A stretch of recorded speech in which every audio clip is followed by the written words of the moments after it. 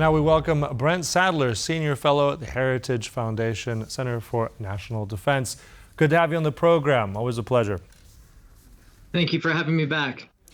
Now, Brent, let's start with the wider angle here. I mean, Poland, as we've just mentioned, one of the largest contributors to NATO in terms of defense spending. They've beefed up their arsenal. South Korea is one of those countries helping them do that. Looking at the plan here, almost 1,000 tanks in the near future. What do you make of South Korea's contribution? Is this enough for what Poland requires?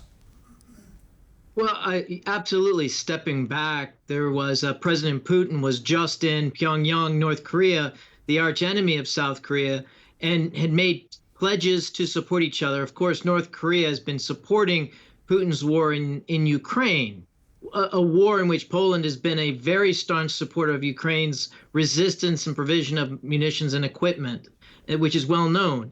And that trip triggered a reaction from South Korea to also look at providing munitions and equipment directly to Ukraine.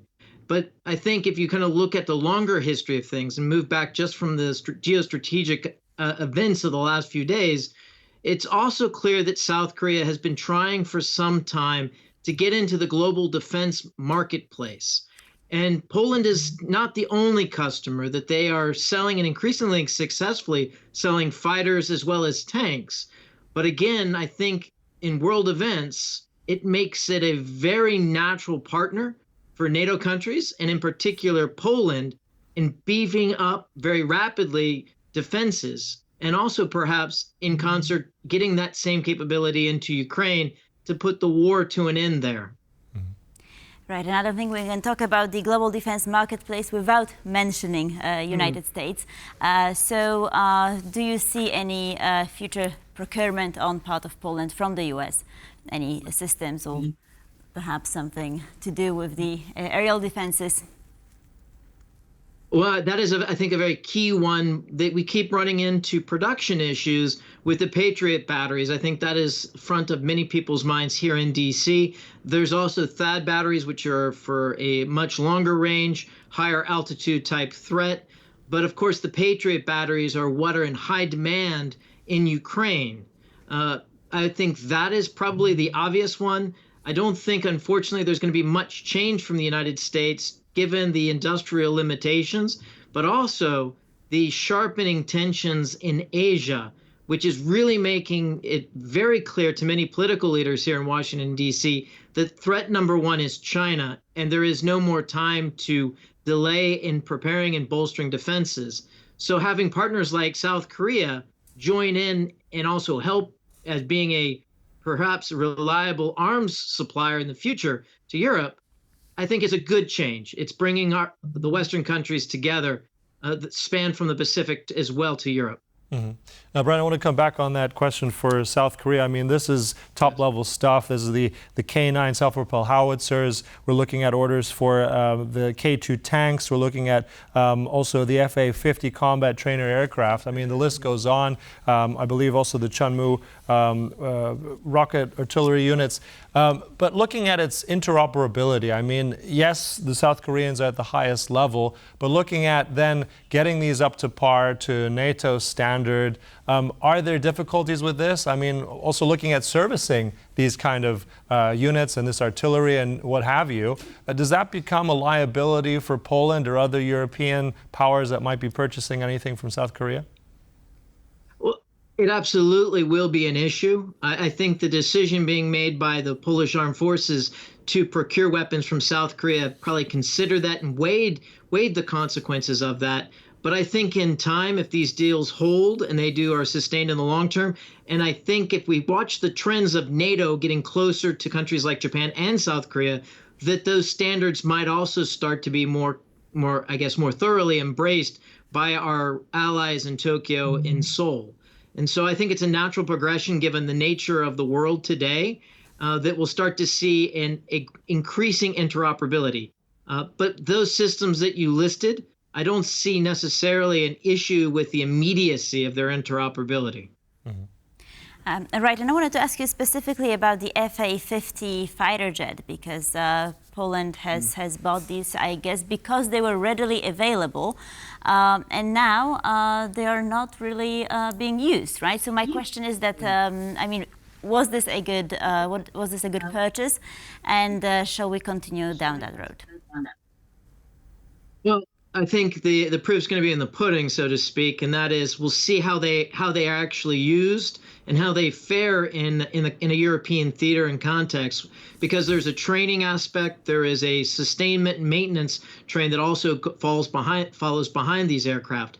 Now, South Korea has also in recent years sold similar aircraft to the Philippines and other countries in the world. So there is some market experience that might mitigate some of that risk. But when it comes to fighter aircraft at a very high end of technical complexity, it's a different ballgame in some respects. But there isn't anyone producing aircraft in numbers that you can get your hands on right now. And with a hot war in Europe right now in Ukraine, I think time has a quantity or a quality all of its own. It's an interesting point, because yesterday we spoke to a retired, I think, Polish colonel from the Air Force, and he's called these particular planes gap fillers, that these are what they needed to replace some of those MiGs. So I think, and there was that report that Sally mentioned a few months ago of some of those planes standing idly by. I think that has now been rectified. But I'm just also curious, because we have obviously Poland as a major customer, huge amounts of investment that is needed, sorely needed, even if we dismiss Russia, it's something that needed to happen. There's heavy investment, but the question is, Poland has its own domestic defense industry, of course not on the same level as many other neighboring nations have. But what's your view on this, Brent? Can you see some of this equipment potentially also being bought by the South Koreans or other countries? Will it also go the other way, or is this just a one-way street? Well, I think the only offers that seem to be on the table right now are co-production of Korean weapon systems like the K2 tank in Poland, and I think that's a good thing. Having more dispersed industrial bases producing interoperable weapons, that's the future that we have to embrace, given the threats from China and Russia that aren't going away anytime soon. As for Polish weapon systems that could be procured in Asia, I think there has been cases where that is already at play. So I wouldn't say any particular system stands out to my knowledge, but I have witnessed Polish armaments make some inroads in Southeast Asia. No reason why they couldn't in South Korea. Again, if there's a comparative advantage that works for the type of fighting that the South Koreans are anticipating against the North.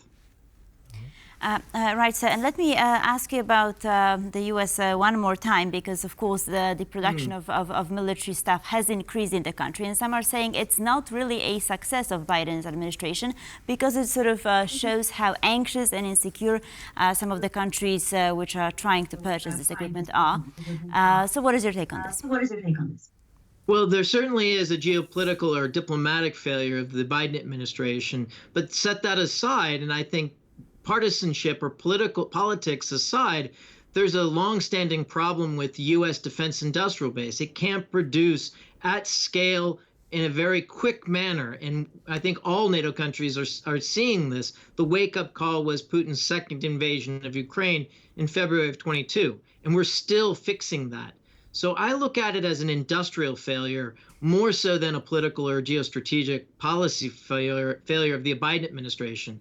And there's a lot of countries that have the same problem, and we're all still addressing that. One point just to make clear about with the South Korean jets and also their other armaments, the United States has had decades-long security treaty with South Korea, and we operate and train together. And so the question of interoperability, I think, is also mitigated by the fact that you've got a NATO partner, the United States, that has a long history and familiarity with operating with these systems. So Poland's not getting South Korean equipment without some kind of common or at least a history of working with NATO standards. And so maybe even potentially we'll have some more cooperation and training together with the South Koreans in the polls. That might be up in the cards potentially. Focusing more on the Pacific, and that's, I know, your area, your specialization there. We've recently had Vladimir Putin tour North Korea. Now he was in Vietnam. Also, these statements we've had between closer cooperation between North Korea and Russia, and also that warning and then escalation now of ambassadors. The South Koreans have not directly given any lethal aid to Ukraine. I mean, there was some idea of funneling some of their artillery to the United States, was then donated indirectly to the front through Ukraine.